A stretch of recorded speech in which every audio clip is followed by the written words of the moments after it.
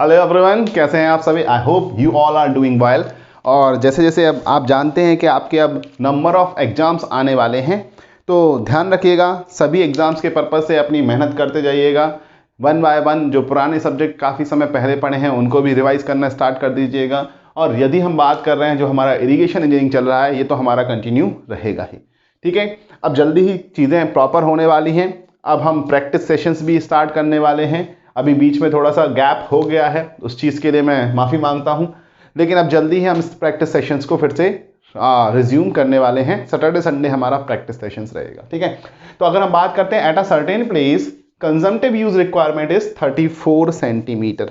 Question हमें क्या बोल रहा है? क्वेश्चन बोल रहा है एक सर्टेन प्लेस पर हम बात कर रहे हैं, कंजम्पटिव यूज रिक्वायरमेंट कितना है? 34 सेंटीमीटर है। मतलब इस क्वेश्चन में CU की वैल्यू आपको गिवन है, तो हम गिवन डाटा यहां पर मेंशन कर देते हैं। गिवन डाटा क्या है? CU consumptive use is equal to कितना दिया है? 34 सेंटीमीटर। ठीक है, नेक्स्ट क्या बोला गया है?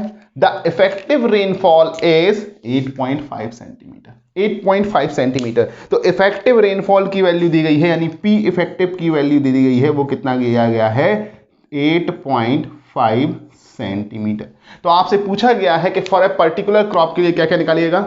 CIR यानी consumptive irrigation requirement, NIR net irrigation requirement, FIR यानी फील्ड इरिगेशन रिक्वायरमेंट अगर एप्लीकेशन एफिशिएंसी 80% हो, और GIR निकालिएगा gross irrigation requirement if conveyance efficiency 60% है। तो ऐसे क्वेश्चंस के लिए हमने पढ़ा हुआ था कि हमें क्या करना है, हम एक एक करके सारी रिक्वायरमेंट निकालेंगे। ठीक है, तो ये हमारा गिवन डाटा का सेट हमने यहां पर लिख लिया है। अब अगर हम सबसे पहले निकालते हैं CIR, तो CIR is equal to, simply formula क्या होता है? Consumptive use minus P effective. और अगर P इफेक्टिव की बात करें तो कंजम्पटिव यूज कितना है? 34 सेंटीमीटर, P इफेक्टिव 8.5 सेंटीमीटर। तो कई बार हमें यूनिट ध्यान रखना होगा, दोनों का यूनिट सेम होना चाहिए। ठीक है, तो जब भी ऐसे क्वेश्चंस आते हैं ना, आप प्रैक्टिस सेशंस भी कर रहे हैं, तो वीडियो को पॉज करके तुरंत इसको सॉल्व करने की कोशिश कीजिएगा विद इन 2-3 मिनट। और अगर आप कर लेते हैं, बाद में आंसर चेक करेंगे। ठीक है, तो वहां आपको अपनी गलतियां पता चल जाएगी, आपकी थॉट प्रोसेस जनरेट होगी। बाकी मैं तो आपको सॉल्यूशंस बताऊंगा ही। ठीक है, तो अगर हम बात करते हैं CU is equal to 34 centimetre, P effective is equal to 8.5 centimetre, वहां से हमने वैल्यू निकाली है। तो अगर 34 माइनस 8.5 कर देते हैं तो कितना जाएगा? 5 यानी 25, तो 25.5 सेंटीमीटर ये निकल करके आ जाएगा। तो आपका आंसर यहां पर पहला आंसर निकल करके आ गया CIR की वैल्यू। दूसरा NIR, तो हम कंजम्पटिव यूज रिक्वायरमेंट मतलब P इफेक्टिव के अलावा कितना अमाउंट ऑफ वाटर हमें प्रोवाइड करना है। ठीक है, नेट इरिगेशन रिक्वायरमेंट, अगर हम नेट इरिगेशन रिक्वायरमेंट की बात करें तो नेट इरिगेशन रिक्वायरमेंट क्या होता है? CIR प्लस लीचिंग रिक्वायरमेंट या pre showing requirement. Leaching requirement या फिर हमारा क्या होता था? प्री शोइंग रिक्वायरमेंट होता था। बट इस क्वेश्चन में कहीं पर भी लीचिंग की रिक्वायरमेंट दी गई है? नहीं। अगर क्वेश्चन में लीचिंग की रिक्वायरमेंट नहीं दी गई, उसको हम क्या मानेंगे? 0। अदरवाइज क्वेश्चन यहां पर मेंशन कर सकता था, क्या मेंशन कर सकता था? Leaching is not required. Leaching requirement is equal to 0। ये क्वेश्चन मेंशन कर सकता था कि लीचिंग रिक्वायरमेंट क्या है? 0 है। और अगर प्री शोइंग की भी बात नहीं की गई तो हम प्री शोइंग रिक्वायरमेंट को भी क्या मानेंगे? 0 मान के चलना है। तो अगर हम बात करें यहां पर लीचिंग रिक्वायरमेंट को कितना पुटअप कर देंगे? 0 पुटअप कर देंगे। हमने अज्यूम कर लिया है क्वेश्चन में मेंशन नहीं है, और अगर क्वेश्चन में मेंशन होता तो हम वैल्यू रख देते। तो हमारा NIR इज इक्वल टू क्या हो जाएगा? NIR इज इक्वल टू कितना हो जाएगा? CIR is equal to 25.5 centimetre निकल करके आ जाएगा। NIR निकल के आ गया, सेकंड पॉइंट।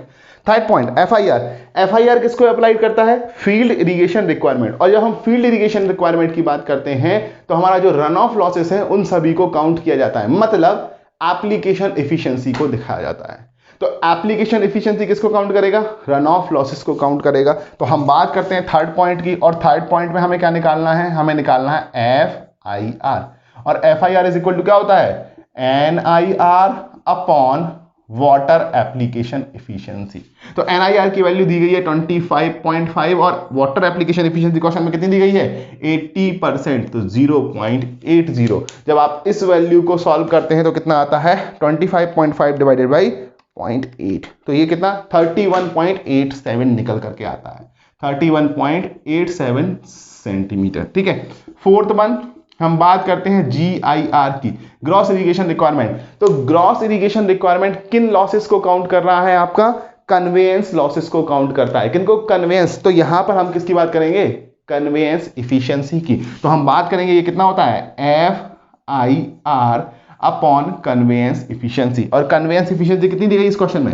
60%। अगर 60% दी गई है तो हम बात करते हैं FIR 31.87 अपॉन कन्वेयंस इफिशियंसी 0.6। तो 31.87 को हम किससे डिवाइड कर देंगे? 31.87 को 0.6 से डिवाइड कर दीजिएगा, तो आपका आंसर कितना आएगा? 53.11, 53.11 सेंटीमीटर। तो ये आपके सारे आंसर निकल करके आ गए हैं। ये आपके क्या हो गए हैं? सारे आंसर निकल करके आ गए हैं। ठीक है, अगर मान लीजिए इसी क्वेश्चंस को, तो ये तो हमारा एक क्वेश्चन कंप्लीट हो गया। ठीक है, यदि मैं मानता हूं इसी क्वेश्चंस में अगर मैं दे देता हूं यहां पर लीचिंग रिक्वायरमेंट जो है वो 12.5 सेंटीमीटर है। सेम क्वेश्चन है आपका, और सेम क्वेश्चन में लीचिंग रिक्वायरमेंट अगर मैंने 12.5 सेंटीमीटर मेंशन कर दिया है, तो उस केस में GIR ग्रॉस इरिगेशन रिक्वायरमेंट क्या होगी अगर बाकी डाटा सेम रखा गया है? ये आप मुझे कमेंट बॉक्स में कमेंट करके बताएंगे।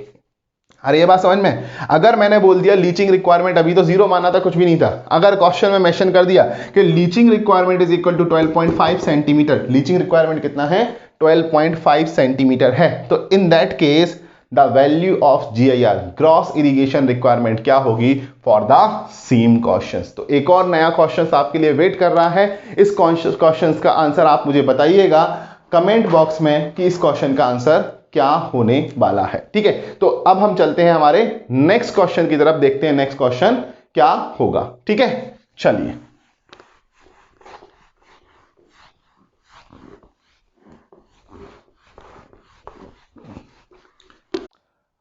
तो देखिएगा यहां पर अब हम अपने नेक्स्ट क्वेश्चन के साथ आए हैं।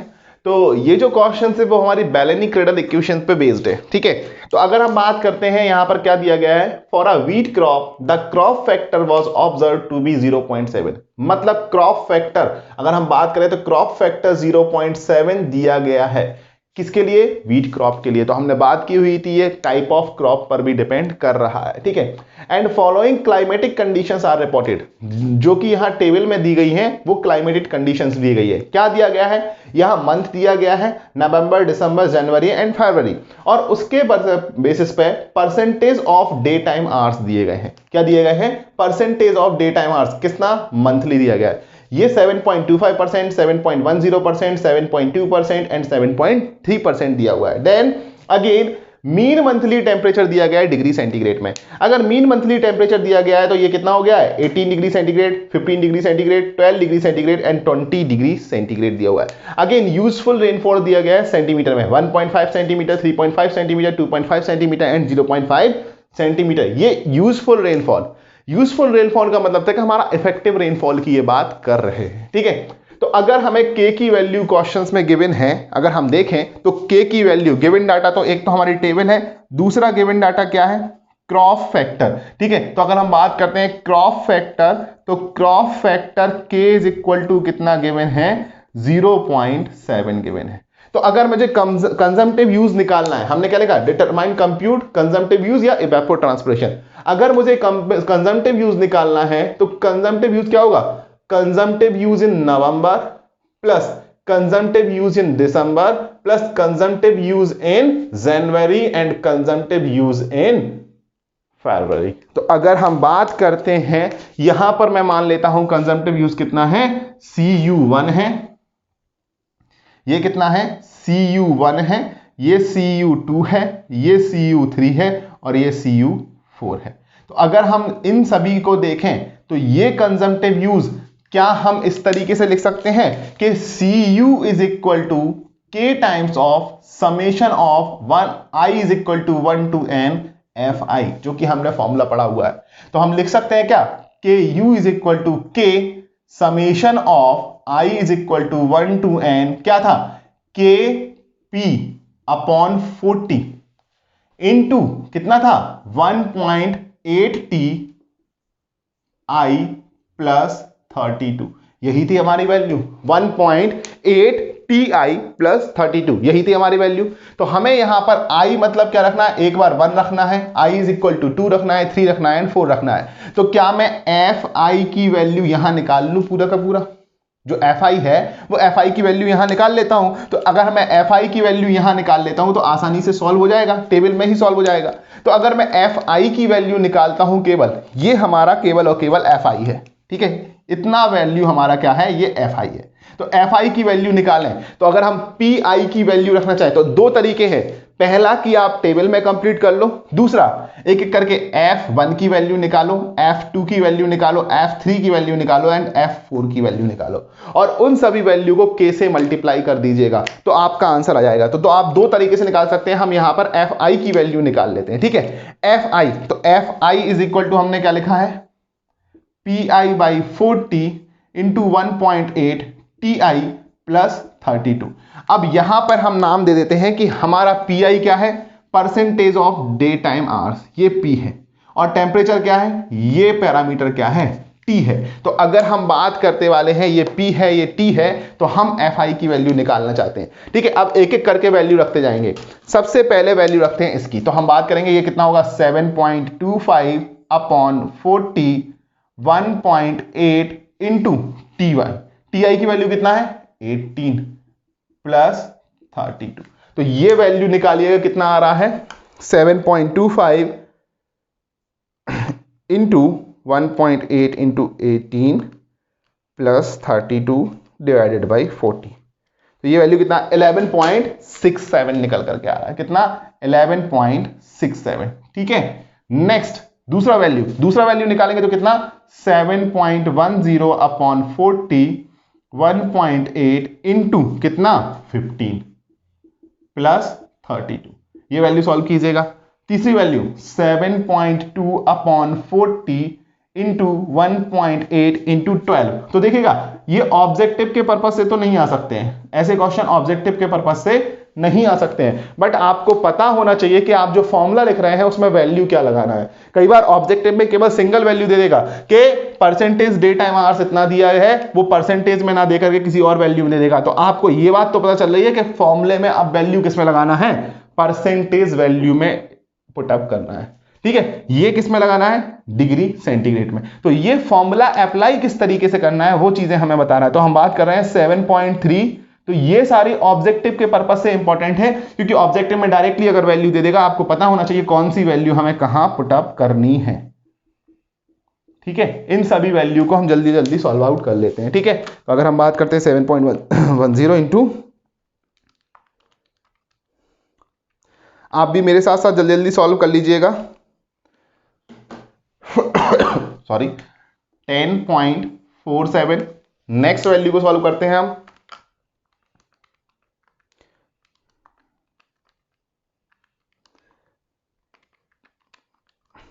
तो ये आ रहा है 9.64 यानी 65, 9.65, 648 आ रहा है तो 9.65 लिख दिया मैंने, ठीक है।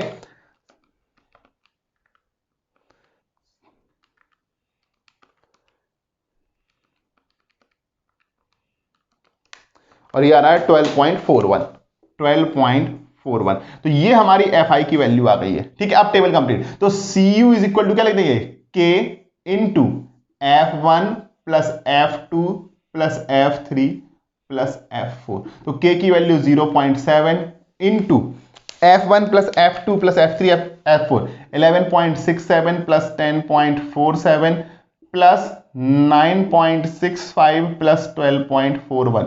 तो आप चाहो तो यहां पर भी समेशन ऑफ F लिख सकते हो, समेशन ऑफ F यहां पर भी मेंशन कर सकते हो। तो अगर हम बात करें तो 11.67 प्लस 10.47 प्लस 9.65 प्लस 12.41, तो ये वैल्यू आपकी आ रही है 44.2। कितना आ रहा है 44.2। तो ये वैल्यू निकल के आएगी 0.7 इंटू 44.2 और इसको मल्टीप्लाई कर दीजिएगा 0.7 से। तो देखिए आपके सामने ही सारी कैलकुलेशन हो रही है। तो ये वैल्यू कितना निकल के आया है 30.94 सेंटीमीटर। ये आपका आंसर हो गया इस पूरे क्वेश्चंस का। तो मुझे बताइएगा क्वेश्चंस क्लियर है सभी को? क्वेश्चंस क्लियर है? क्वेश्चन में जो डाटा दिया हुआ था उसके बेसिस पर हमने क्या निकाला है? कंजम्पटिव यूज निकाला है। ठीक है, अब इस क्वेश्चंस में, इस क्वेश्चंस को तो आप नोट डाउन कर लीजिएगा, कर लिया सभी ने। अब इस क्वेश्चंस को थोड़ा सा आगे बढ़ाते हैं। ठीक है, वो यहां पर आपसे ये सेम क्वेश्चन रखता हूं मैं, वो यहां पर आपसे कंजम्पटिव यूज रिक्वायर्ड नहीं निकालने को बोलता है। वो क्या निकालने को बोलता है? Compute gross irrigation requirement if eta A is equal to 80% and eta C is equal to 60%। Question में गिवन कर दिया है कि जीआईआर निकालिएगा, कैलकुलेट जीआईआर, अगर एप्लीकेशन एफिशिएंसी 80% हो और कन्वेंस एफिशिएंसी 60% हो। तो मुझे बताओ, क्या कंजम्पटिव यूज आपने निकाल लिया है? कितना आया? 30.94। तो हम बात कर रहे हैं, सबसे पहले हमें क्या करना पड़ेगा? 30.94 सेंटीमीटर हमें निकालना पड़ेगा कंजम्पटिव यूज, क्योंकि हमने बात की हुई थी फॉर्मूले में कि ये वैल्यू किस में निकल करके आएगी। इंपेरिकल फॉर्मूला है, किस में निकल करके आएगा? सेंटीमीटर में निकल करके आएगा। ठीक है, अब अगर मैंने कंजम्पटिव यूज निकाल लिया है तो तुम मुझे बताओ, कंजम्पटिव यूज निकाल लिया, यहां तक का प्रोसेस पूरा सेम होने वाला है। इस क्वेश्चन में यहां तक का प्रोसेस क्या होने वाला है? सेम होने वाला है। तो हम consumptive use, total consumptive use लिख देते हैं। टोटल कंजम्पटिव यूज हमने कितना लिख लिया है? टोटल कंजम्पटिव यूज 30.94 सेंटीमीटर आ गया। तो मुझे बताओ, यूजफुल रेनफॉल का मतलब, ये जो रेनफॉल दिया गया है, क्या ये पी इफेक्टिव की वैल्यू दी गई है? पी इफेक्टिव की वैल्यू दी गई है। और अगर हम पी इफेक्टिव की वैल्यू निकालते हैं तो 1.5 प्लस 2.5 प्लस 3.5 प्लस 0.5, तो ये वैल्यू कितनी आ रही है? 8 सेंटीमीटर। कितना निकल करके आ रहा है? 8 सेंटीमीटर। तो मुझे बताओ, इस टेबल से 8 सेंटीमीटर मिल गई, तो सबसे पहले क्या कैलकुलेट करोगे? सीआईआर। तो देखिएगा, बाकी पूरा प्रोसेस सेम था। कंजम्पटिव यूज निकालोगे सबसे पहले, और कंजम्पटिव यूज निकालने के बाद अब आगे की प्रोसेस करोगे। तो सीआईआर इज इक्वल टू क्या होता है? सीआईआर इज इक्वल टू क्या होता है? Consumptive use minus P effective. तो कंजम्पटिव यूज कितना आया हमारा? 30.94। पी इफेक्टिव कितना आया? 8 सेंटीमीटर। तो 30.94 8 सेंटीमीटर, तो कितना आ जाएगा? 22.94 सेंटीमीटर आ जाएगा, यानी 22.94 सेंटीमीटर। तो ये 22.94 सेंटीमीटर आया। दूसरा एनआईआर, तो एनआईआर इज इक्वल टू क्या हो जाएगा? सीआईआर, क्योंकि हम लीचिंग रिक्वायरमेंट क्या मान ले रहे हैं? 0 मान ले रहे हैं। तो हमने यहां पर क्वेश्चन में लीचिंग रिक्वायरमेंट नहीं दी गई है, हमने अज्यूम कर लिया है क्या? 0। और प्री शोइंग रिक्वायरमेंट भी क्या मान लिया है? 0 मान लिया। ठीक है, अब निकालेंगे हम एफआईआर। तो एफआईआर इज इक्वल टू क्या होता है? एनआईआर अपॉन ईटा ए। और एनआईआर की वैल्यू कितनी आ गई थी? 22.94 सेंटीमीटर। तो ये कितना आया? 22.94 सेंटीमीटर अपॉन 0.8 एप्लीकेशन एफिशिएंसी। तो अगर हम बात करें 22.94 डिवाइडेड बाई 0.8, तो ये वैल्यू कितनी आई? 28.675 सेंटीमीटर। अब आपको क्या निकालना था इस क्वेश्चन में? जीआईआर। तो जीआईआर इज इक्वल टू कितना हो जाता?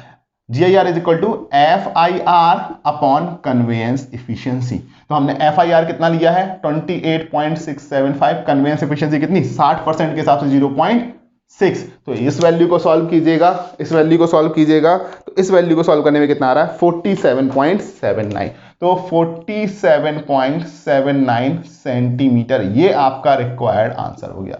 तो देखिएगा, दो क्वेश्चंस को मिला के, बेलेनी-क्रेडल इक्वेशंस और इरिगेशन रिक्वायरमेंट को मिलाकर के एक कन्वेंशनल क्वेश्चन इस तरीके से बन जाता है। एक कन्वेंशनल क्वेश्चन इस तरीके से। तो अगर आपको जैसे पीएससी वगैरह में सॉल्व करना हुआ तो थोड़ा सा कैलकुलेशन पार्ट देगा, वो बोलेगा कि यहां पर 1 मंथ के लिए कंजम्पटिव यूज है और उसी के अकॉर्डिंग आप पूरा कैलकुलेशंस कर दीजिएगा। तो वो क्वेश्चंस भी आपको सॉल्व करके देखने होंगे, किस तरीके से होगा, ये चीज समझने की जरूरत होनी चाहिए, क्योंकि ये कैलकुलेशन में ज्यादा टाइम नहीं लगने वाला है। क्लियर है? इतनी चीजें सभी को क्लियर है?